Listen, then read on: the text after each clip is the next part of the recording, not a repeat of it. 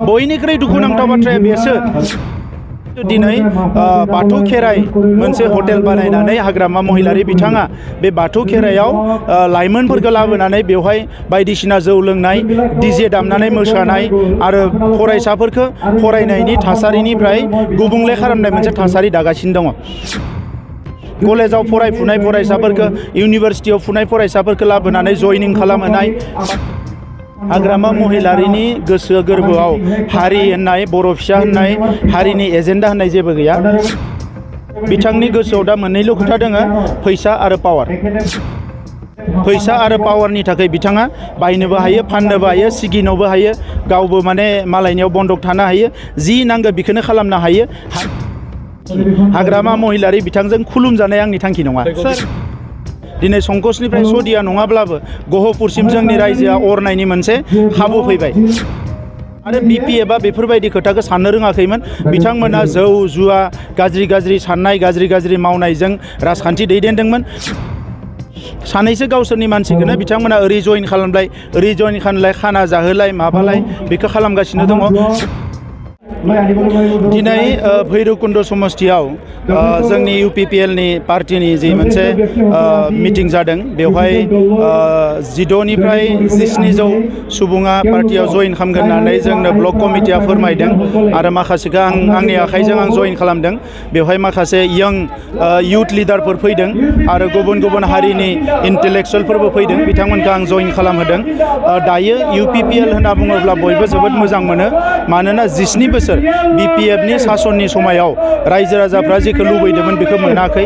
3 बोसोरावनो UPPL नि सासन फैनाय लोगो लोगो रायजोफ्रा गोजोन मोनबाय, रैखाथि मोनबाय, मोजां थासारि फैबाय, गावनि गोसो बायदियै गोसोनि साननाय बायदियै रायजो जानो हानाय मोनसे परिबेस फैबाय। बेखौ बयबो रायजो राजाया मोजां मोनदों। बेराफारसेथिं बर' हारिनि थाखाय मोजां बाथ्रा, जोंनि बिदा फंबायफ्रा दिनै न'आव फैजोब्बाय। जोङो दायो हारिखौ बोरैहाय दैदेनलांगो बिनि थाखाय खौसे जानानै खामानि मावनांगो, बेल' जोंहा थासारि दङ। फारसेथिं मोनसे समाव बड'फा उपेन्द्रनाथ ब्रह्मआ बुंदोंमोन संकसनिफ्राय सदियासिम जोंनि रायजोआ जानांगो। दिनै संकसनिफ्राय सदिया नङाब्लाबो गहपुरसिम जोंनि रायजोआ अरनायनि मोनसे खाबु फैबाय। दा बेबायदि माखासे समस्थिया जोंहा बांनो थांगासिनो दङ। बे गासैबो थासारिखौ नुनानै दिनै रायजो राजाफ्रा लोब फैदों आरो BPF आ बेफोरबायदि खोथाखौ साननो रोङाखैमोन। बिथांमोना जौ जुवा गाज्रि साननाय गाज्रि मावनायजों राजखान्थि दैदेनदोंमोन। बिखौ दिनै रायजो राजाफ्रा खुनु एक्सेप्ट खालामा, मोजां मोना। सानैसो गावसोरनि मानसिखौनो बिथांमोना ओरै जइन खालामलाय ओरै जइन खालामलाय, खाना जाहोलाय माबालाय बेखौ खालामगासिनो दङ। बयनिख्रुइ दुखुनांथाव बाथ्राया बेसो जे गोदो गोदायनिफ्रायनो बयबो दैदेनगिरिफ्रा भाषण होबोबाय, गावसोरबो होबाय, सुबुं सम्पद नांगो, सुबुं धोन नांगो, IAS IPS नांगो, डाक्टार इन्जिनियार नांगो। खिन्थु दिनै बाथौ खेराइ मोनसे हटेल बानायनानै हाग्रामा महिलारि बिथाङा बे बाथौ खेराइयाव लाइमोनफोरखौ लाबोनानै बेवहाय बायदिसिना जौ लोंनाय डीजे दामनानै मोसानाय आरो फरायसाफोरखौ फरायनायनि थासारिनिफ्राय गुबुंले खालामनाय मोनसे थासारि दागासिनो दङ। कलेजाव फरायफुनाय फरायसाफोरखौ इउनिभारसिटियाव फुनाय फरायसाफोरखौ लाबोनानै जयनिं खालामहोनाय, पार्टियाव जयन खालामनो सोरबा गोसो दङ बे जुदा खोथा। खिन्थु बेवहाय खाथि खालानि रायजो राजाफ्रा सानफ्रोमबो कमप्लेन होगासिनो दङ। बेवहाय अराय सम डीजे दामो, सेटारडे सानडे सनिबार देवबार साननैयाव हराव मानसिफ्रा उन्दुनो हाया। दा सासे एसेबां गोबाव हारिनि दैदेनबोनाय मानसिया बेबायदि खोथाफोरखौ साननायासो जोबोद दुखुनांथाव जादों। सार जों नुनो मोनो सार गोबां रायजोफ्रा सारनि माखासेफोरखौ मोजां मोनदों, मानो होनोब्ला जेरावहाय 17 बोसोर बिथांमोना मुसुग मुलजों दिन थांबाय, नोंथाङा स्कुल रिपेयारिं खालामदों, गोबां बेबायदिनो फैसाखौहाय मोजां इउटिलाइज खालामदों। सार बिदिब्ला सार मा बुङो? सुबुं धोन दानायानो जोंनि थांखि। फरायसालिफ्रा अखा सेरजोबनाय जाबायमोन, बादामालि खालामजोब्बायमोन। थांनाय बोसोरसेयाव जोङो 500निख्रुइ बांसिन स्कुलफोरखौ रिपेयारिं खालामदों। 100 गोदान स्कुल लुदों जोङो, मडेल स्कुल।